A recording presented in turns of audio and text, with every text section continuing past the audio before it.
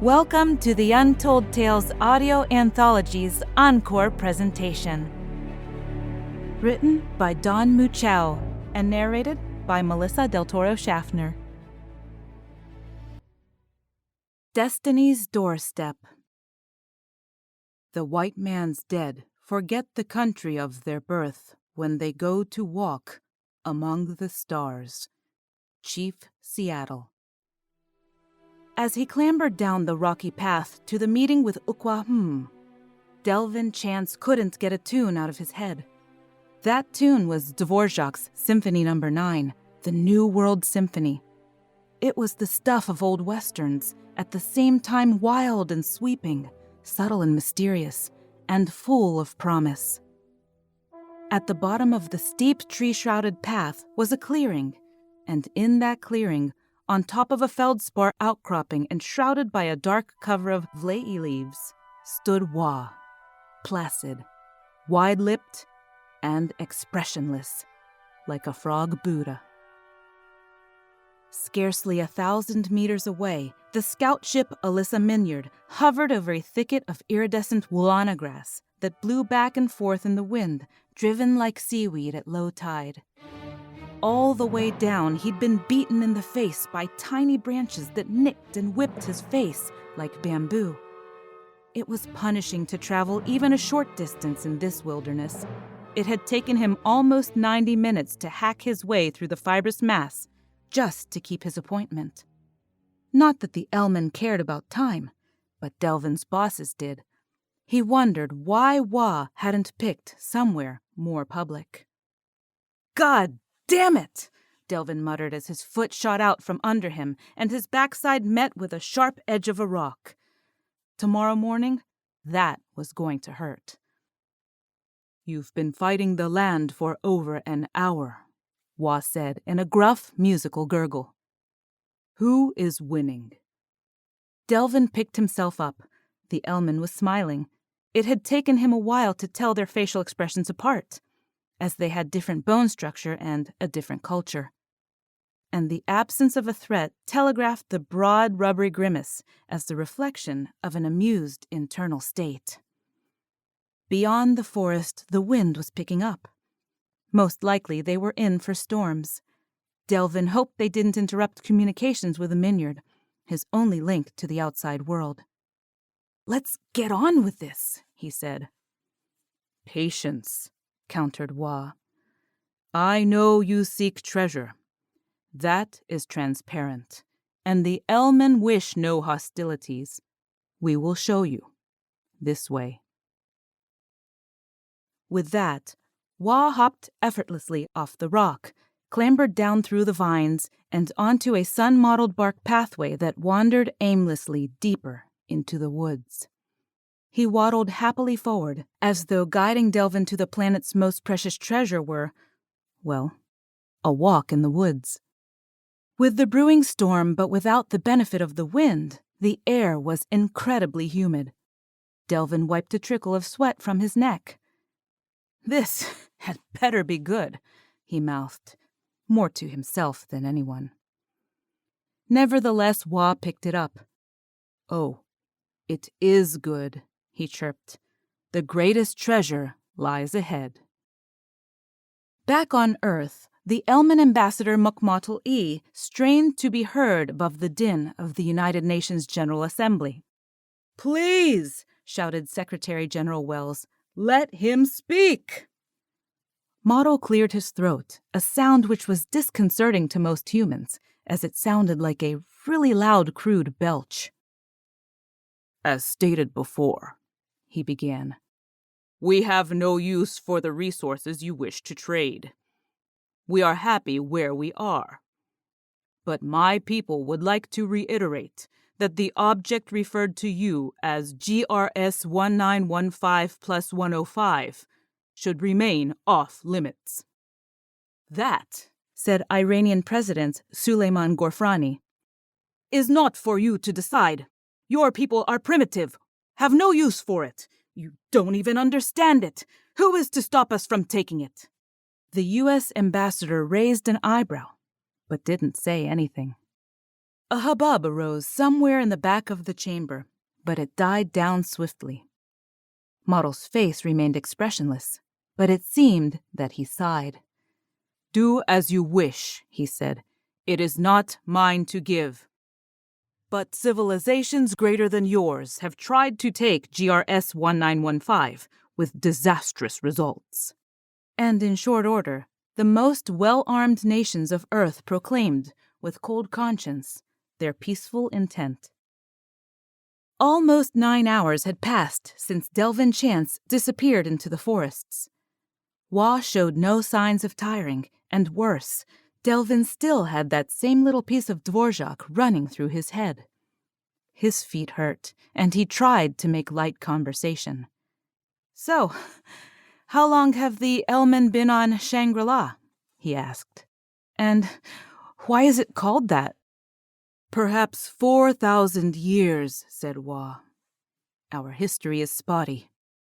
Oral history tells of the dry times.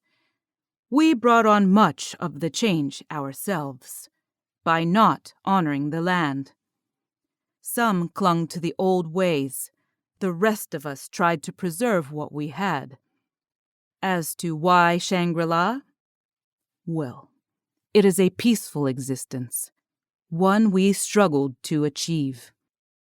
We hold harmony in high regard." Delvin grunted as he stabbed his toe on an outcropping. "We discovered our destiny was with the land," said Wah. "Our people argue all the time," said Delvin. "There's one war that's been going on for over 1,000 years, and it looks like no end to it. Israelis and Palestinians." Wah stopped, stood up straight, and looked at Delvin over his thin, drooping shoulder. "How sad," he said calmly, then turned his head back around and continued walking in his strange, goofy, loping way. The slope steepened again, and the cover changed from bark to brown evergreen needles. Young pine-like trees sprang up at the very edge of the path, and Delvin felt his footing slip on the needles. "When resources are plentiful," Wah asked, "why fight? When they are scarce, even greater is the need to share. Must a man always kill another to settle a disagreement?" He scuttled ahead, leaving Delvin to climb gingerly down the slippery hillside. Wah waited at the bottom. The land leveled out, and a rock-covered path wended its way toward a field of tall grass to the east, which curved slowly toward the north. "What is it like?" he asked.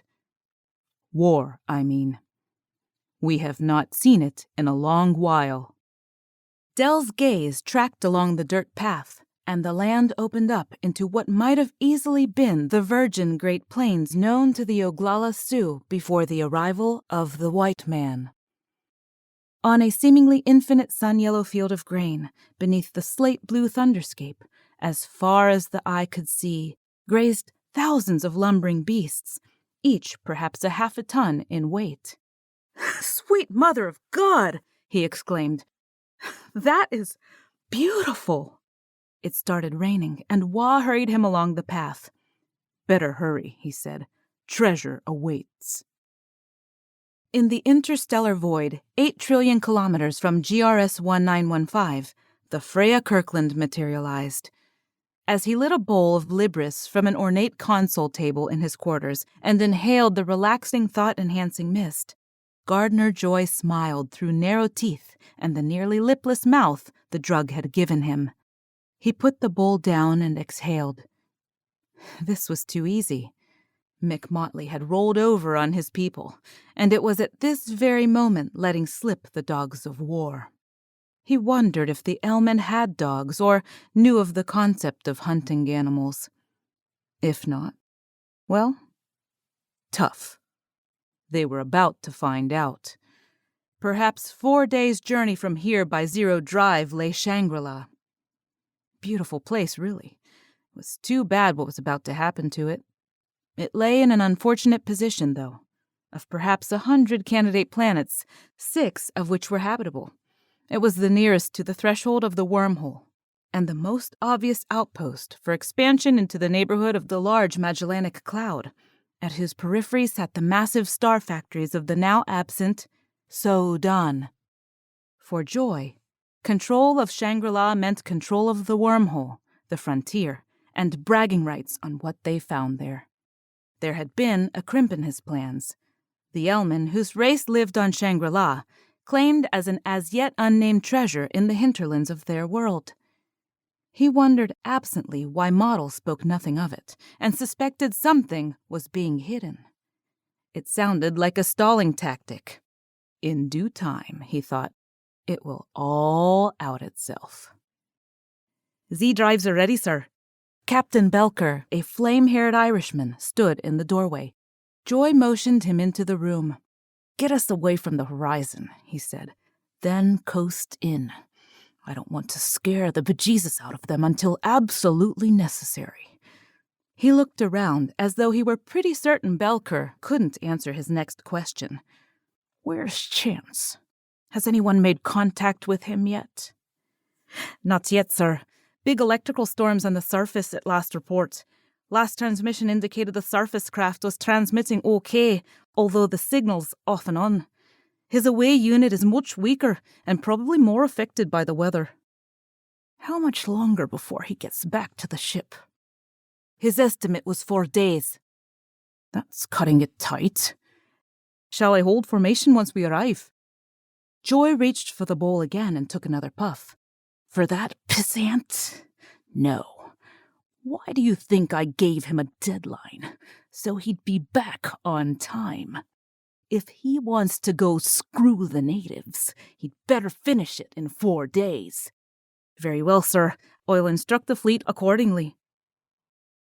Wa's pace quickened, and now it seemed relentless. Surely you must be wondering by now where we are going, he said. Delvin frowned as he tried to make out some spots moving on the horizon. The thought had crossed my mind. To meet my people, said Wa. They are long dead, you know, but it is tradition to remember the lives of our ancestors. Delvin's lips stretched into a parched, sun-baked smile. Finally, he muttered. It is there you will find what you are looking for, said Wa. And that is? What is treasure? Wa asked. What is knowledge? What is destiny? The simple man seeks treasure, the mature man knowledge, but the wise man seeks his destiny. Which do you seek, Delvin Chance? You're a strange bird, Wa. As are you, my Delvin Chance. Your name in your language would appear to mean, he who plunges headfirst into mystery. How apt. Our names used to mean something, said Delvin. Not anymore. Wa acted as if Delvin hadn't spoken. My name, Ukwahum, means he stoops before greatness. But greatness has many faces. It is difficult to recognize, and it is not wise for a man to bow before false gods. They walked on for what seemed like forever. After a number of hours, the sun came out, despite the towering quall that never seemed to move from its position in the north. Delvin could tell now that the spots in the distance were dwellings. He wondered if he'd actually find any treasure where Wa was taking him, but he was willing to endure the side trip to see Wa's ancestors if it would just speed everything else up. Wa stopped, blinked, and looked back into the distance. The squall of storm clouds now cut a dark gray swath across a yellow sky. He leaned into the wind and quickened his pace. Perhaps he said something, but his voice was picked up and carried away. The structures surrounding the wormhole were unspeakably ancient.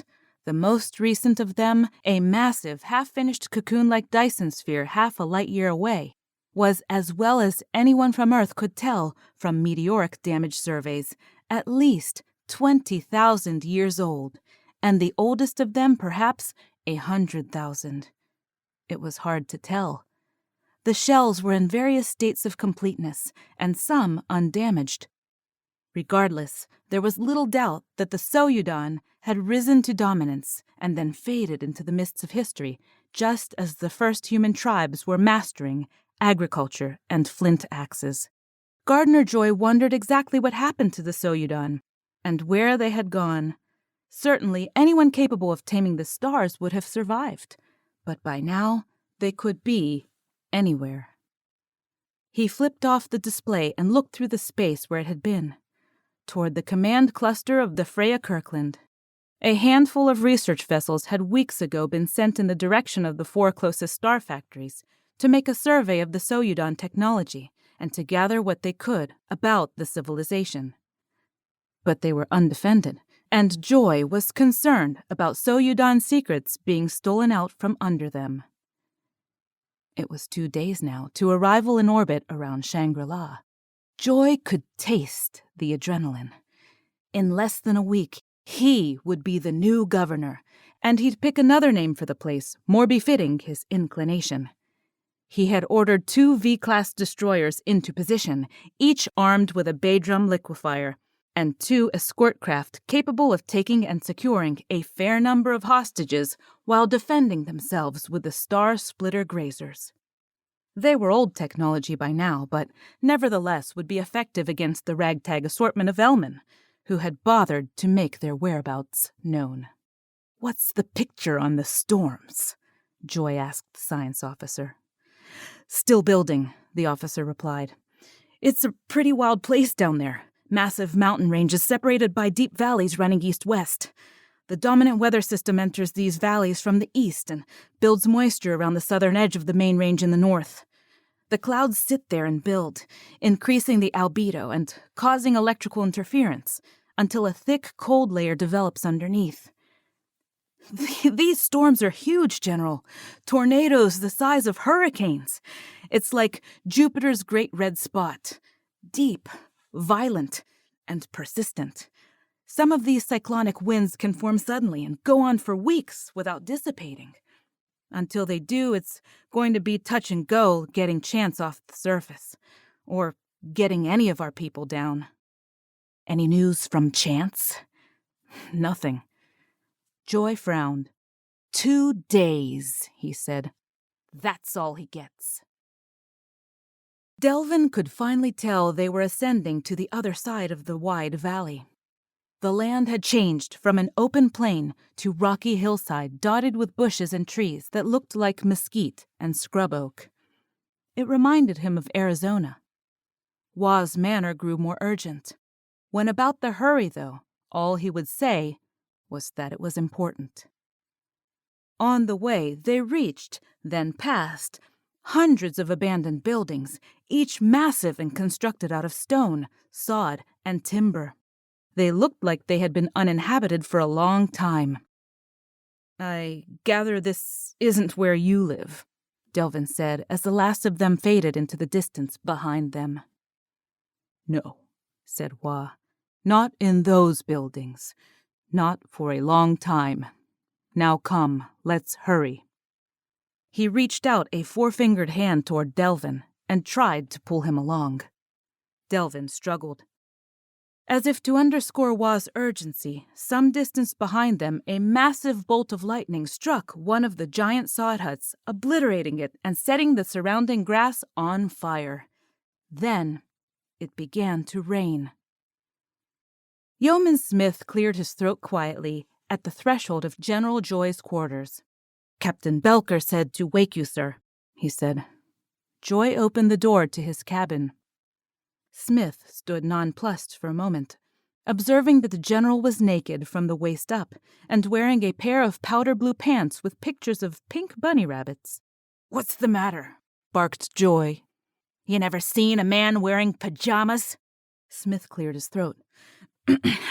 Sir, the Iranians just arrived this side of the wormhole. 4 research vessels, lightly armed. The Hafiz, the Imam Ali, the Ibn Battuta, and the Al-Rashid. They appear similar to our warcraft in the area, but could be reconnaissance." Joy ducked back into his quarters and emerged half-dressed. "How long ago?" "Just now. Captain Belcher said to tell you as soon as possible. Has he done anything yet? No, sir. I believe he is deciding whether to peel off our rear guard and face them down or to proceed to Shangri-La and commence operations. He requests your counsel on that matter. Belcher says he thinks they'll head for the closest of the star factories. Of the 4, Anubis, Bast, Knum, and Sobek. Anubis is the closest. Uwe Windgren maneuvered the Beta Pavonis into the space just outside the Anubis factory.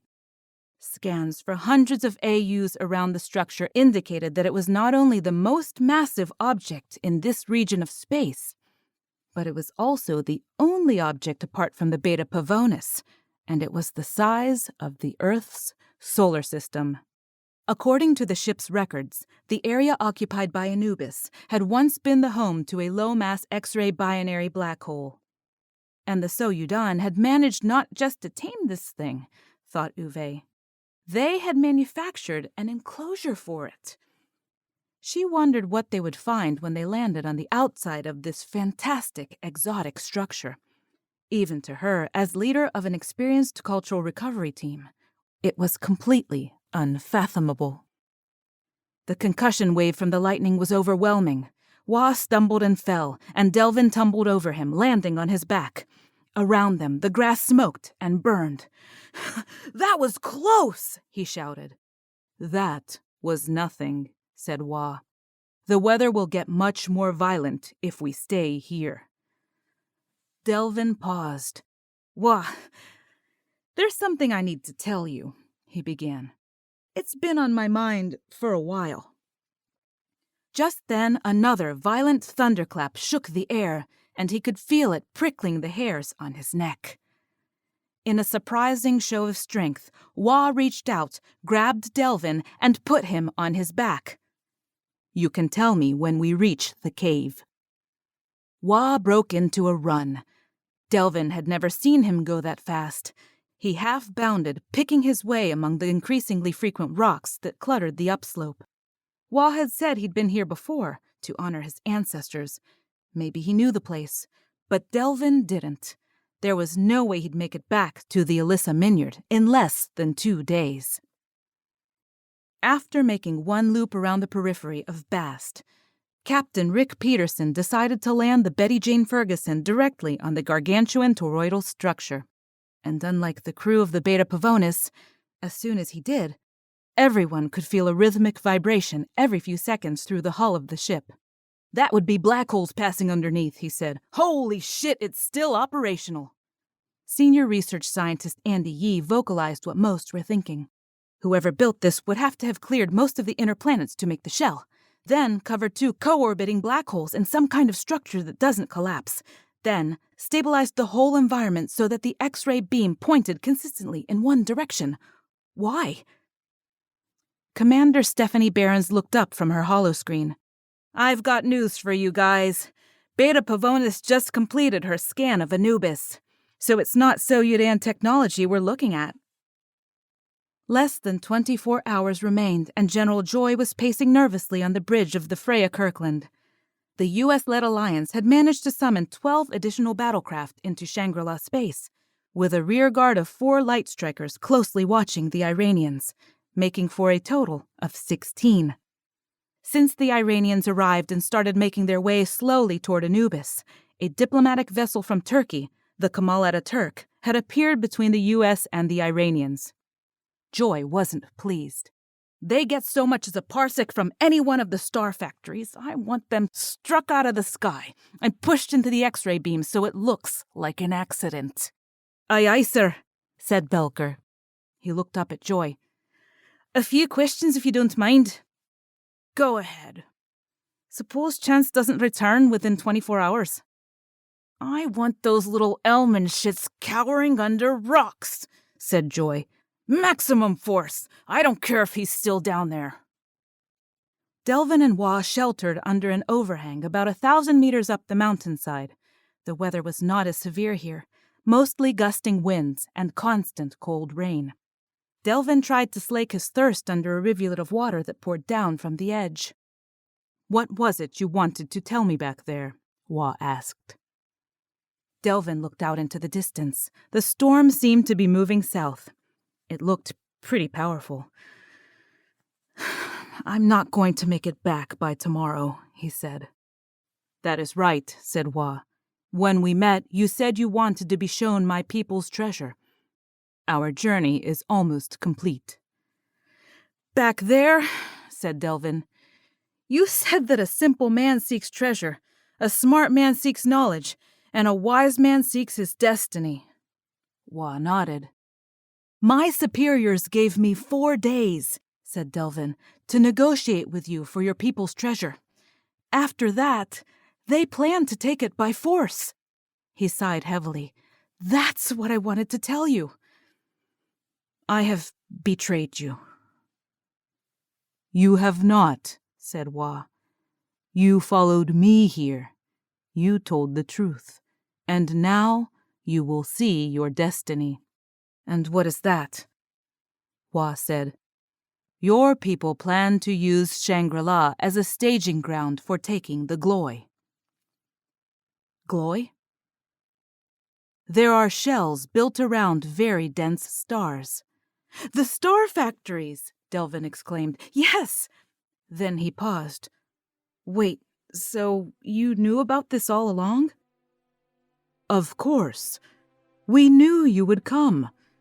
Our people's skills include statistical forecasting of bellwether events across the sparse networks. In its day, it was called prophecy, but the names don't matter. We knew. We used our science, and we knew." "And yet you made no effort to stop us." Hua's eyes narrowed, and he looked straight at Delvin. "There will be an attack on this planet in a few hours, yes?" said Hua. "Your people will occupy it." "You don't seem too concerned." "It is inevitable," said Hua. He started up the mountainside again, then paused, looked up at the sky just as a scout drone from one of Joy's escort ships whizzed by in the distance. "But survival is not. Your people will not attack while they seek you. But we are losing time, and there is still something I want you to see before it is destroyed." "Any news from the scout drones?" asked Belker. "Negative," said the communications officer. "Minor indications of living beings over 100 kilos, no sign of civilization, and no signal from chance. Thought we might have gotten a blip. If there was a signal, it was weak, jammed, or otherwise undetectable." "Any possibility that his power supply is dead?" asked Belker. "Or blocked by terrain?" "Anything's possible," said Comms, "but not knowable." "Fire up the Badrons," said Joy. "Stop diddling around. Chance will have to fend for himself if he's still down there. If he's smart, he'll get the hell out of Dodge before we rain hell to him." "Very well, sir," said Belker. "Weapons, stand by for my command."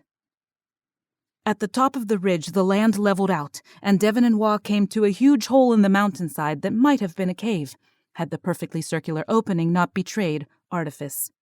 Delvin took in the scene. The interior of the cave wall was polished so smoothly that it was difficult to tell if it was stone or glass, and it was full of equipment. Lots of equipment. From the looks of it, advanced equipment, like anti-grav pods and plasma weapons. "I don't get it," said Delvin. "Is this where your people live?" "Lived," said Hua. "This is where we stayed when we first arrived, 4,000 years ago. This place is now a museum." Hua motioned for Delvin to follow him inside. They made their way past intricate security doors, through a maze of lights and floating displays whose purpose Delvin could only guess. Delvin was silent for several minutes, then finally said, "I thought you told me the Elmen had only been here 4,000 years. You mean to say that after 300 years your race rose from stone axes to this?" "No, my dear friend, not at all," said Hua. "My people built this place after they arrived. They had ruined and hollowed out their own worlds, giving them up to grand projects, only to lose sight of their place in the cosmos. They thought they were masters, but they were slaves to their desires. That was 200 years ago, long before we dispersed. Some of us landed here. We turned our backs on technology, seeing that it would not deliver them from evil. But seeing now your plans for us, perhaps we were wrong. Nevertheless, I am grateful for what we achieved in those days, for the worlds we built, and for the chance to discover how to live harmoniously. It is sad, however, that the old ways persist. They must be eliminated. "Your people built the star factories?" said Delvin. "It wasn't the Soyudan at all?" "You have achieved knowledge," said Wa, "and now we are at destiny's doorstep." The research crews stationed at the star factories all communicated back to the Freya Kirkland, more or less simultaneously. Each of them had discovered more evidence of a consistent writing system, admittedly not much, but they were making progress on a suppositional grammar for the language. Its structure wasn't Soyudan at all. It was Elmeni. Meanwhile, all 4 research craft reported an increase in the frequency of rotation of the black holes inside the enclosures, as measured through the ship's hulls. Uwe Windgren sent an urgent missive to Captain Belker, asking whether he had advised withdrawal and under what conditions. Belker told them to hold position and report back if anything else changed. The Ibn Battuta and the Al-Rashid peeled off from the close cluster of Iranian ships, and the Kamal Ataturk began to slacken pursuit. A couple strikers peeled off from the assault on Shangri-La to pursue them. Their pace slowed somewhat also, and Belker wondered if Gorfrani was giving them a good look at what they couldn't do anything about. Maybe it was bait. Maybe it was nothing. Not his problem. A soft chime went off on the bridge of the Freya Kirkland. "Time's up," said General Joy.